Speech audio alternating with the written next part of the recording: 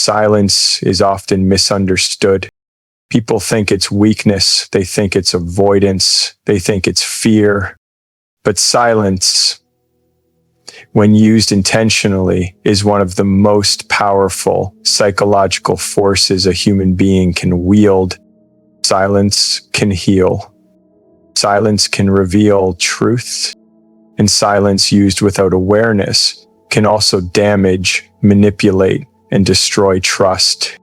This is why we need to talk about the dark psychology of silence. Not to glorify it, not to weaponize it, but to understand it so it doesn't control you and so you don't misuse it against others. Because silence is not empty. Silence always communicates something. Let's walk through this carefully. Silence forces the truth to surface, not because it is aggressive, not because it demands anything, but because it removes the noise people hide behind. Words are easy. People learn early how to use them to soften reality, to decorate intentions, to avoid responsibility. Silence takes all of that away. When you stop speaking, when you stop explaining, when you stop filling the space, something uncomfortable happens. Reality steps forward on its own. Most people are afraid of silence, not because it's empty, but because it isn't. Silence becomes a mirror, and not everyone is ready to look at themselves without distraction. In that quiet space, excuses lose their power, performances collapse. What's left is intention, fear, guilt, desire, the raw material people spend their lives trying to cover with sound.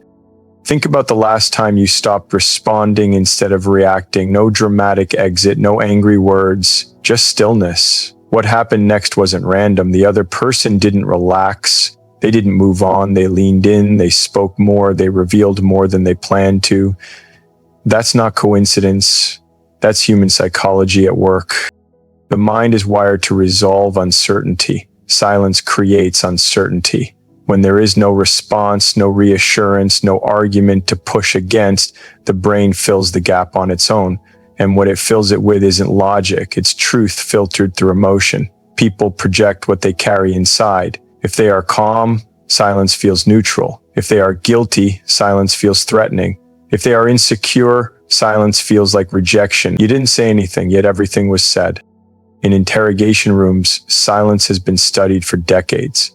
Investigators learned early that pressure doesn't come from yelling or intimidation. It comes from quiet pauses. When questions end and the room goes still, people start talking. They explain details no one asked for. They justify actions that weren't challenged. They correct themselves, not because someone forced them to, but because silence made space for their conscience to speak. This doesn't only happen in extreme situations. It happens in relationships, friendships, workplaces, families. A partner who keeps making promises they don't intend to keep will reveal themselves when you stop reminding them. A colleague who takes credit quietly panics when you stop defending your role. A person who thrives on attention becomes restless when you withdraw it. Silence doesn't accuse, it observes. There is a moment when someone realizes they can't control the narrative anymore. That moment is often quiet. No argument, no confrontation, just absence of response. And that's when truth surfaces, not because it's demanded, but because it has nowhere left to hide. Silence also exposes alignment. People who are genuine don't fear it. They don't rush to fill it. They understand that connection doesn't require constant proof, but those who rely on manipulation, distraction, or emotional leverage feel exposed when the noise stops. They need reaction. They need validation. They need resistance to push against. Silence denies them all of it. This is why silence feels powerful and why it must be used carefully. Because when you choose not to speak, you're not only revealing others, you're revealing yourself. Silence asks a question without words. Am I grounded enough to stand here without performing? If the answer is no, silence feels unbearable. If the answer is yes, Silence feels steady. There's a difference between silence born from clarity and silence born from avoidance. One allows truth to surface, the other tries to bury it. The intention matters. When silence is used to punish, to confuse, to control, it creates fear. That's when silence turns dark. But when silence is used to listen, to observe, to let reality speak for itself, it becomes a form of honesty most people aren't used to. Think of a moment when you stopped arguing and simply watched. The fight didn't end immediately. It shifted. Without resistance, the other person had to confront their own words. Their tone changed, their certainty weakened, or it hardened, revealing something you needed to see. Either way, clarity arrived. Silence didn't create the truth. It removed the obstacles blocking it. There's a quiet confidence that comes with knowing you don't have to convince everyone. You don't have to explain yourself to be valid.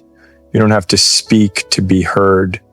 That confidence unsettles people who rely on chaos to maintain control. Because silence doesn't play their game. It doesn't chase. It doesn't defend. It waits.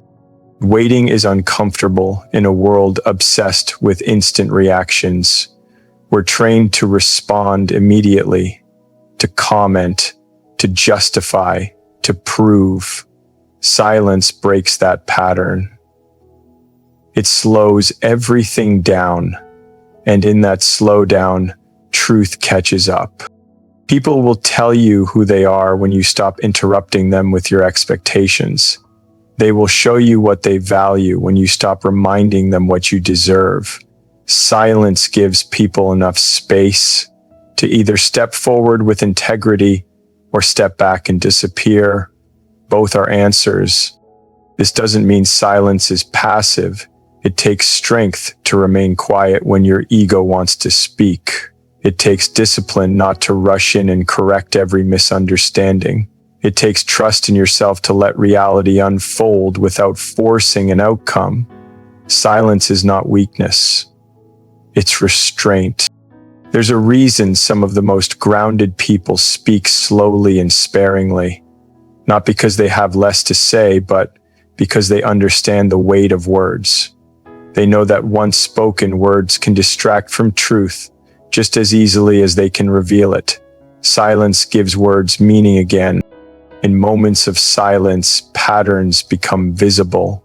You notice who checks in and who vanishes, who respects space and who resents it, who reaches out with sincerity and who only responds when it benefits them. You learn without interrogation. You learn without confrontation. You learn by watching. And what you learn is often uncomfortable. Silence doesn't protect illusions. It doesn't soften reality. It shows you relationships as they are, not as you hoped they would be. That clarity can hurt, but confusion hurts longer. There is also a deeper layer to this. Silence doesn't just surface truth in others, it surfaces it within you. When the external noise fades, internal questions get louder. Why am I tolerating this? Why do I keep explaining myself?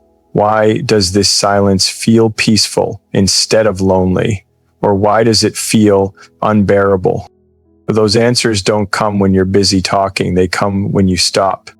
Silence is not an ending, it's a space where truth can stand on its own without being managed, a space where you don't interfere with reality's natural direction, a space where you learn that some things don't need to be chased, fixed, or forced, they just need to be seen clearly.